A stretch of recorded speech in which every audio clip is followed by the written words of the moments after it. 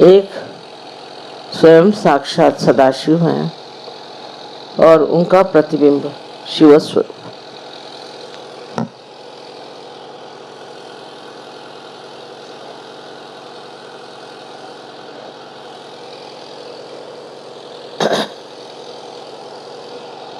ये शिव का स्वरूप हमारे हृदय में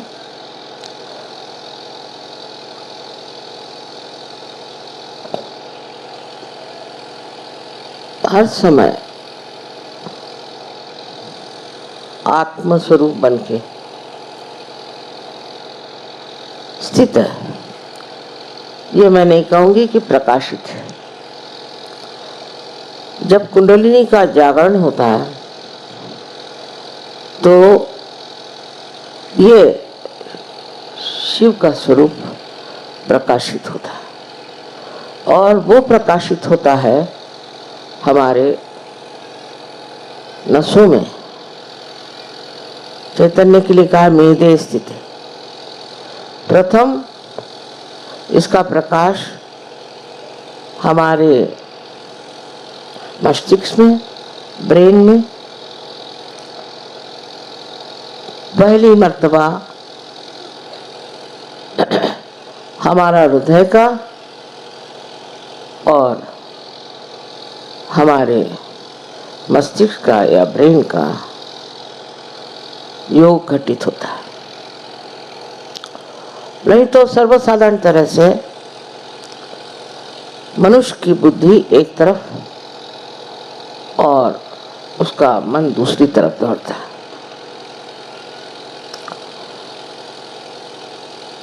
इस योग घटित हो जाने से जो प्रकाश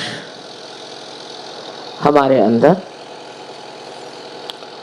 आत्मा से प्रकटित होता है वो चैतन्य स्वरूप बन के हमारे हाथों से और तालू से प्रवाहित होता है। ये तो आप लोग सब कुछ जानते हैं, पर आगे की बात समझने की यह है कि जब ये प्रकाश हमारे अंदर आता है तो धीरे धीरे हम देखते हैं हमारी जिंदगी बदलने लगती। हमारे अंदर का क्रोध और अनेक जो हमारे षड्रूपी हैं वो खत्म होने लग रहा है। धीरे धीरे सब चीजें गिरती जाती है और मन में श्रद्धा प्रस्थापित होती है।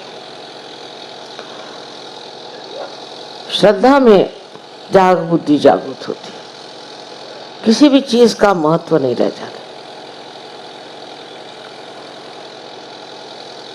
अब शंकर जी की जो हमने एक आकृति देखी है, एक अवधूत पहुंचे हुए एक बहुत कोई अवलिया हो उस तरह के होते। उनको किसी चीज की सुध बुध नहीं, बाल बिखरे हुए हैं, जटाजूट बने हुए हैं, कुछ नहीं तो बदन में कौन से कपड़े पहने, क्या करें, इसका कोई विचार नहीं। ये सब काम उन्होंने नारायण को, विष्णु को दे दिया। वे स्वयं मुक्त व्याघ्र का चर्म पहन करके घूमते हैं और इनकी सवारी भी नंदी की है जो किसी तरह से पकड़ में नहीं आ सकता। कोई घोड़े जैसा नहीं जिसमें लगाम हुआ कुछ है। जहां नंदी महाराज जाए वहां शिव जी चले जाता। उनको किसी चीज में कभी भी ये ख्याल नहीं आता कि लोग क्या कहेंगे, दूसरों का क्या विचार होगा। हम अगर ऐसे कपड़े पहन के और नंदी पे बैठ करके इधर उधर भटके तो लोग हमें क्या कहा, क्योंकि वो अपने ही अंदर समाये हुए। अपने ही खुशियों में बैठे हुए हैं। उनको कोई भी संसार से ये मतलब नहीं है कि दुनिया हमें क्या कहेगी, लोक लाज क्या होती है। ये तो इनके विवाह में भी आपने वर्णन सुना होगा कि जब ये विवाह करने आए तो श्री विष्णु ने जब देखा तो उन्होंने सोचा ये क्या दूल्हा मेरे बहन के लिए आया है बेकार का, कैसी मेरी बहन शादी करे। लेकिन पार्वती जी जानती थी कि उनके योग्य यही पति जो एक मस्त मौला आदमी, किसी चीज की उनको कदर नहीं। सब चीजों से जब आदमी ऊपर उठ जाता है तो उसके लिए सब चीज एक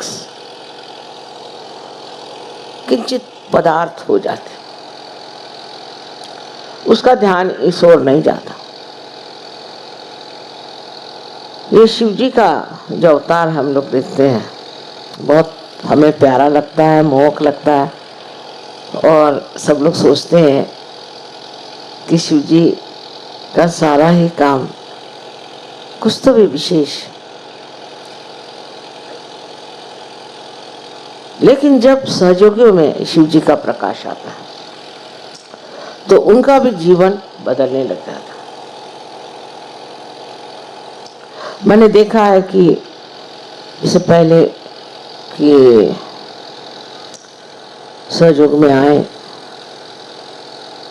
औरतें भी आदमी भी बहुत सज धजना पसंद करते थे। सारा ध्यान इसी में रहता था कि आज क्या पहने, कल क्या पहने। और आजकल तो इसका प्रादुर्भाव बहुत हो गया है क्योंकि सब जगह बहुत सारे ब्यूटी क्लिनिक निकल आई हैं, ये है वो है, तो औरतें इसमें बहुत फंसी। पर जब अंदर से निखार आपके सौंदर्य का इस प्रकाश से आता तब इन सब चीजों का कोई महत्व नहीं है। उसी तरह आराम भी एक तरह से आत्मा का ही आराम मनुष्य खोजता है। अपने आराम से दूर रहता है। इसमें जो परदेसी लोग हैं इनको देखिए, ये बड़े बड़े घरों में रहते हैं, इनके पास मोटरें हैं, सब कुछ रईस हैं, पर यहाँ आते हैं तो हर जगह समाये रहते हैं।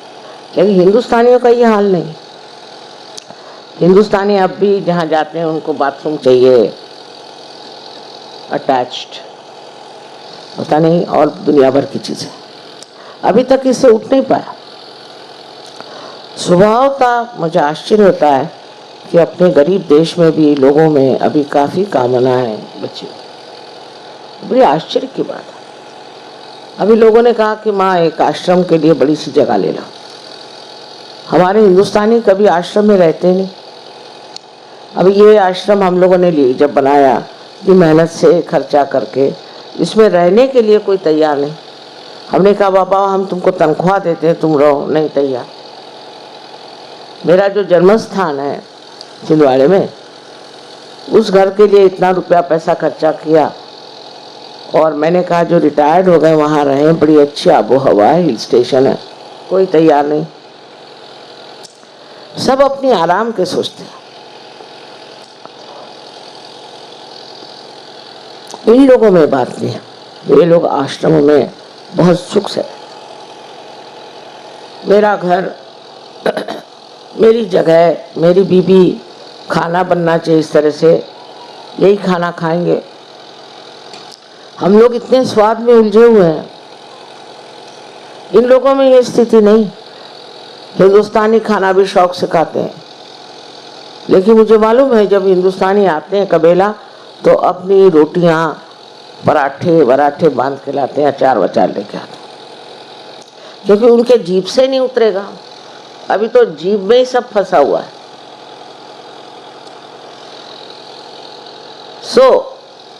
ध्यान करने से जब तक ये चीजें छूटेंगी नहीं तो आप धर्म से परे नहीं जा सकते। एक छोटी सी बात समझने की है कि त्याग में भी हम लोग कम पड़ जाते हैं। इस बार इन्होंने कहा माँ आप इतनी बड़ी जमीन ले रहे हैं, इतना खर्चा करें तो पूजा के लिए थोड़ा सा ज़्यादा पैसा करना।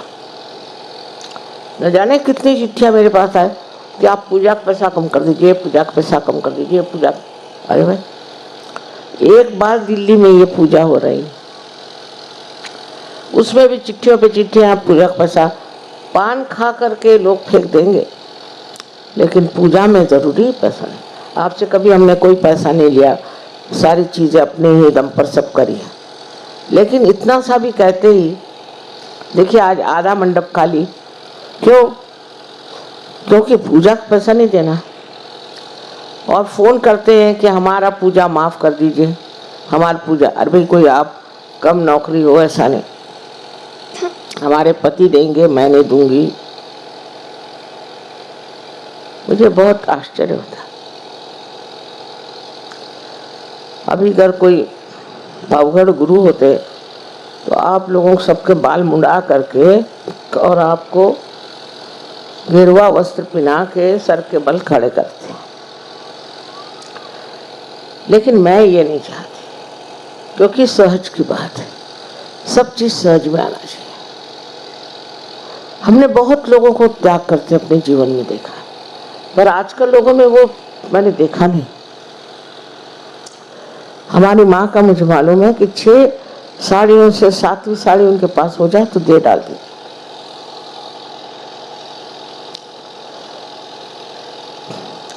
और वहां भी लोग आते हैं कबीला में, तो आश्चर्य होता है कि उनको अलग से कमरा चाहिए, अलग से घर चाहिए, अलग रहेंगे, सबके साथ मिलके नहीं रह सकते। जो सबके साथ मिलके रह नहीं सकता वो सहयोगी नहीं। वो अभी भी सोचता है कि मैं कोई विशेष हूँ, मेरा अलग सब इंतजाम होना चाहिए। वो सहयोगी हो नहीं सकता।